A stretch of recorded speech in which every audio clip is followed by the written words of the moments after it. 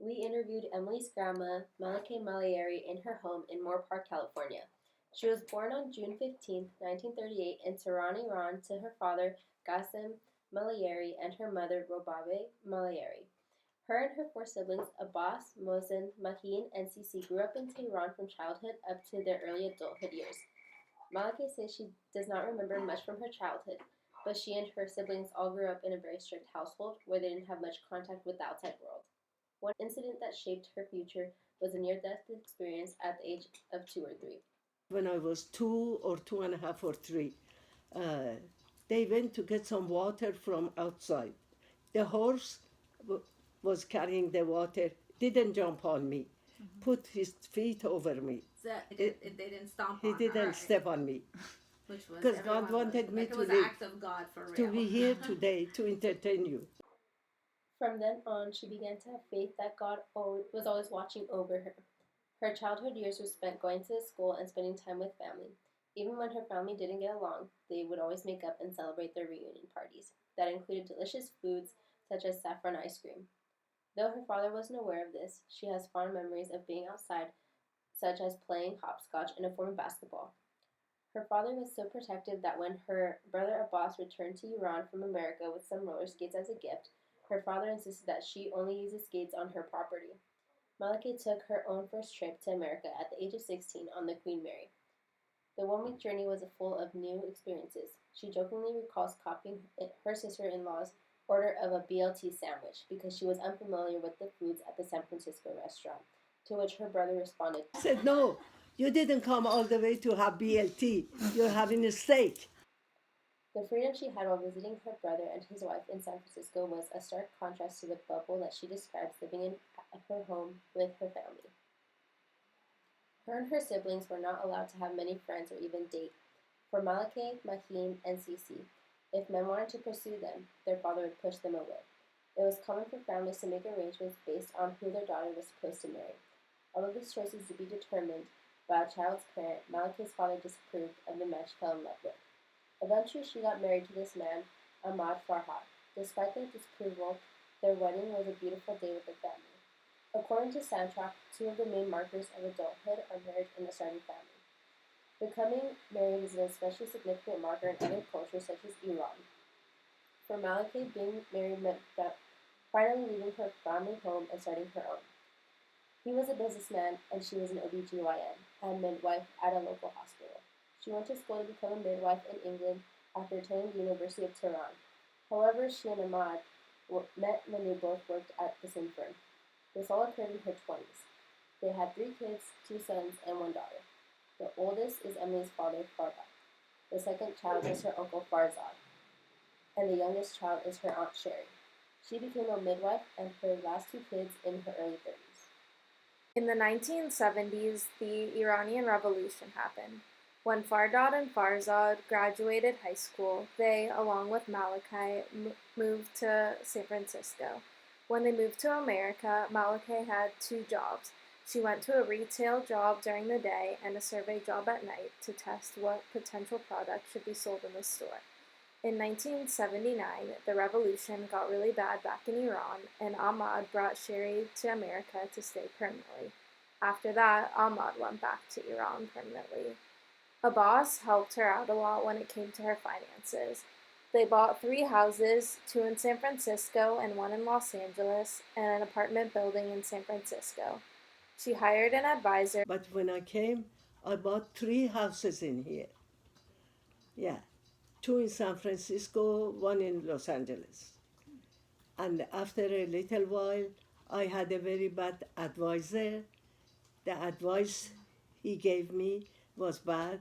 Advice from this period from her life is to not just trust everyone. You have to really assess anyone that you want to trust an asset with. After they lost everything, Malachi went to Washington, D.C. for a few months to learn how to be an insurance broker and be able to help others protect their assets. This all occurred in her 30s and 40s. When she reached middle adulthood, she was doing well in California. When asked if she ever experienced a midlife crisis, she claimed that she never had experienced such a thing. She believes that people experience a midlife crisis when they are not keeping themselves busy and having a good attitude. She always kept busy with her multiple jobs, raising her children, and she remained interested in learning. According to Helson Mills College study in the textbook, women who commit to family or work are less likely to experience a midlife crisis. She has always been an optimistic person, and so she was able to overcome life's obstacles with more ease. Her biggest advice to anyone reaching middle adulthood stressors is to remain positive and have a can-do attitude. She believes that anyone can do anything they set their mind to. Overall, Malakeh has had great family relationships throughout her whole life. When she reached late adulthood, her 3 children were all adults themselves. Fardad married a woman from the San Fernando Valley named Becky, and they had 2 children, Emily and Jonathan. Farzad never got married or had children, but he tended to a great horse ranch in Moorpark for many years. 4 years ago, he went back to Iran to take care of Ahmad as he was very sick. Sherry got married to a Southern California man named Gavin, and they had 2 children, Cameron and Corbin.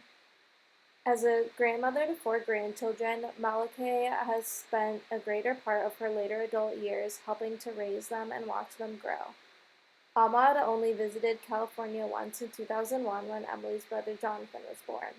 All 4 grandchildren are now young adults in college or in the workforce. Malakeh, Maheen, Fardad and his family, and Sherry and her family are all living in the Thousand Oaks area and keep close contact. Unfortunately, Ahmad never returned to Malakeh, and he passed away due to prostate cancer in November 2015. Around this time, she also retired. However, she did not have an easy transition to retired life. From 2004 to 2010, she worked in the cosmetics department at Macy's. In 2010, she had her first great fall where she broke her arm. Because of this incident, she was unable to drive anymore. She didn't want to retire as it was forced due to a new injury.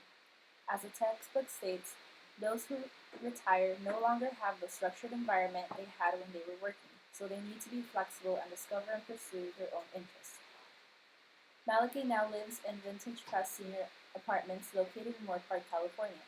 The apartments offer a welcoming community for anyone 55 years or older and is based around maintaining relationships with their neighbors. As Malakeh explained it, she loves to go to a community center in Simi Valley to enjoy game night with her friends or meet up in the kitchen to participate in potlucks with her fellow neighbors. She loves to set up dinner dates outside of the senior apartments with her friends and family. However, she also welcomes visitors.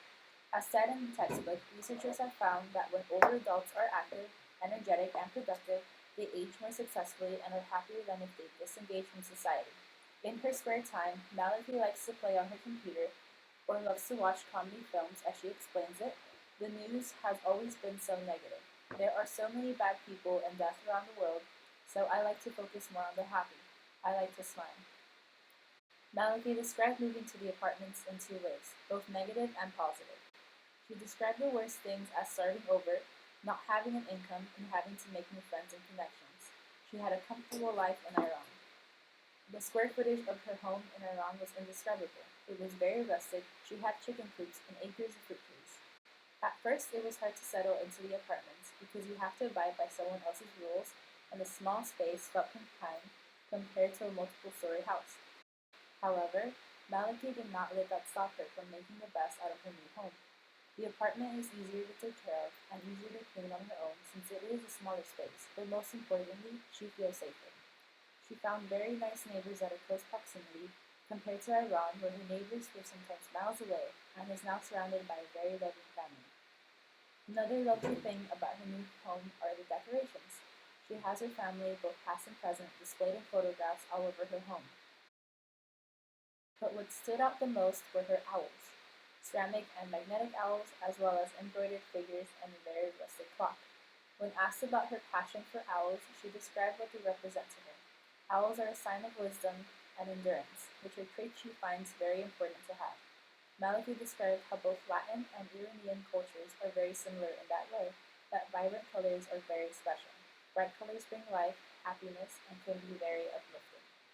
Reflecting back onto her accomplishments, major challenges, and changes throughout her life, she has come to realize how different things have changed throughout this new generation's life. Her views on today's world have changed as well, as she's more concerned with society as elders appear to be more on the back burner in society due to its rapid pace. Her views on life in early childhood and into early adulthood were very intriguing. The only comparison she has with her generation and the current one is that our generation seems to be in the light of things as hers was in the dark. She sees how everything is now readily available for us in our technologically advanced society. Although she doesn't live with much regret, nor does she focus on the negativities in life, she does wish that she was given advice on how she should live her life, or at least some guidance on how she should go about things. As she comes to the years of her late adulthood, she stated that the advice I would give myself in middle adulthood would have been to remain positive, be optimistic, see the glass half full, not half empty, because seeing life in a negative and pessimistic way will make you feel miserable and make you not want to do anything in society. With this view that she has on life allows her to live her life in the moment, rather than worrying about the depths of the future, as she believes in filling her life with joy and laughter instead of worries and doubts. Her perception on life is also why she's like a social butterfly and makes herself known in society, as she loves to go out with her friends, go to the center, be socially active, and be physically active by riding bikes with her friends, going to dinner every now and then, and attending church. She states that there's always something to do in her day-to-day life. Sandrock stated that selective narrowing of social interaction maximizes positive emotional experiences and minimizes emotional risks as individuals become older. Malakay defies that statement as she's very outgoing and loves expanding her social relationships, especially with new people. With this mindset, she's always very upbeat and positive, which is also why she never really experienced a midlife crisis, so she never really had time to think of setbacks or what she could have done better, as her best was always given. With all that she's done, she stated that she loved every part of her life, even the bad times, because she learned from those experiences and continued to live her life. As she says, we never know what could happen the next day. Sandrock states in the textbook that, for many individuals, it is not just the sheer attainment of goals, but rather the attainment of meaningful goals that makes life satisfying. Malakay also believes to find things that are most meaningful to her life and make those a priority, rather than the things that don't really matter or are of less value to add to her life. She sees life as such a beautiful gift and would rather focus on the positivities of it, such as family, friends, and her happiness.